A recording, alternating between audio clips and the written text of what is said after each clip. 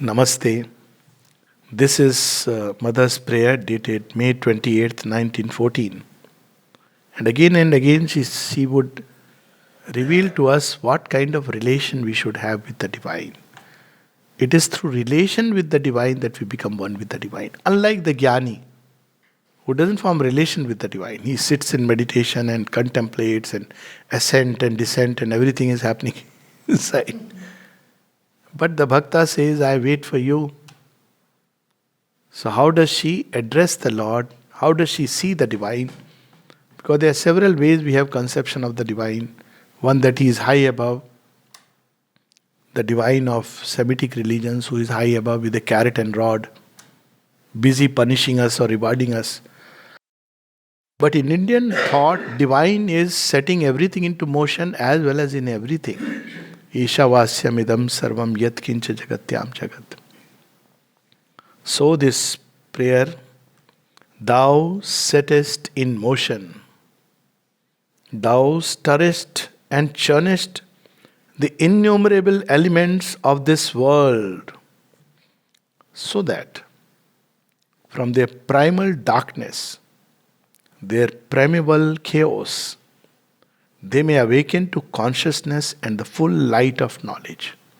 So there are two movements of the divine. One is the origin, Nad Brahm, first star. But then, because creation, as it descends through the layer, enters into a state of darkness, the darkness becomes settled. So what does he do? He goes there and stirs, churns like Sagar Manthan. So the Kalkut also comes out. Otherwise, it will remain settled forever. So all these worlds that have formed a gradation from the highest to the lowest, from the luminous to the dark worlds. First he is the origin, then he churns like the super washing machine. When we pray to the divine, I want to be yours or something, I want to do yoga, he says, okay. Which kind of yoga? Super fast yoga or slow, super fast yoga?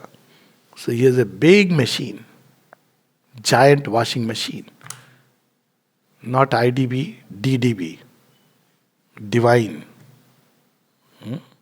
So he puts us into the washing machine. We are very happy. Array, we'll come out all clean. Anyways, we believe we are very clean.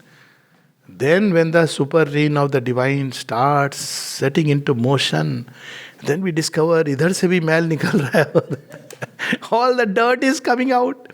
Before that we thought only this fellow is dirty. I am good. But he brings out, and he does it in the world also. We can see it now. All that was hidden for centuries, suddenly he is bringing it out. Poison. Because if you want to move towards immortality, you have to go through that process. So he churned everything so that everything can come out of the chaos and darkness. Before this, like people often ask, what is happening in the world? Well, what had happened earlier was a settled disorder, which we had accepted as part of life. Now, it seems a greater disorder, but this greater disorder is to get the right order. Otherwise, it was a settled disorder. 5 countries having visa, they have to decide our fate. I'm just giving one example. That's not fair, but who can say what is fair, what is not fair? So everything was taken for granted. Now he is showing everything is coming out and he has his way. And thou usest thy supreme love to churn all these elements in this way. Who is churning? If you ask, why are you doing me? Oh, cruel torture. He says, I love you. That's why I am washing you. Like children, when mamas give them a nice scrub, they cry. What does the mama do? She just smiles. Okay. Role thoda. Cry little. After the child comes out, nice towel and Mama is so good. I am feeling hungry. Yes, I have already kept the food ready. This is how he does. But he is unsparing in cleaning us. And it is love. Would we like to live with all the dirt that is inside? So he brings it out and it's a catharsis. So she says you are doing it as an act of supreme love. And it is from thy infinite, unfathomable heart that these inexhaustible torrents of love spring forth. He knows only to love.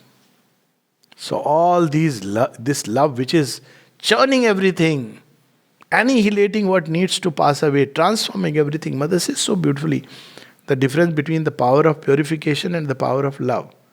This is purification destroys in order to change. But what does love do? Love acts like a leaven. It doesn't destroy, it transforms. It doesn't give you pain like that. Something supports you through the journey. Outwardly, the divine, as the mystics say, when you shape a kumbh, a water pot, so outwardly the hand beats, but inwardly it supports. So it's an act of love, of tremendous love. And this love is coming from the depths of infinite, unfathomable heart. And then comes this beautiful line, thy heart is my dwelling place. So if you dwell in the heart of the divine, then there is nothing to worry. How beautifully, to find that space. Thy heart is my dwelling place. Thy heart is the reality of my being. In thy heart I have nestled, and I have become thy heart. See, we have read all these stories, Markandeya and all. Look at this high, profound truth. Nestle in the divine. Every time, chaos, confusion, danger, difficulty. To enter into the divine heart and just nestle there. When Sahana Devi wrote to Sri Aurobindo, I don't know what is meditation. All that I do is when I am sitting, that I imagine myself in the mother's lap. And Sri Aurobindo says that is the best possible form of meditation. To nestle in the heart of the divine without mental complications. So this is what she is advising us. In thy heart I have nestled and I have become thy heart. Then such human beings become themselves harbingers or radiating channels of the divine love because they become one with the heart. And from this poise, in the heart of the divine, she is saying, peace, peace upon all beings. I'll quickly read it. May 28th, 1914. Thou settest in motion, thou stirrest and churnest the innumerable elements of this world so that from their primal darkness, their primeval chaos, they may awaken to consciousness and the full light of knowledge. And thou usest thy supreme love to churn all these elements. And thou usest thy supreme love to churn all these elements in this way.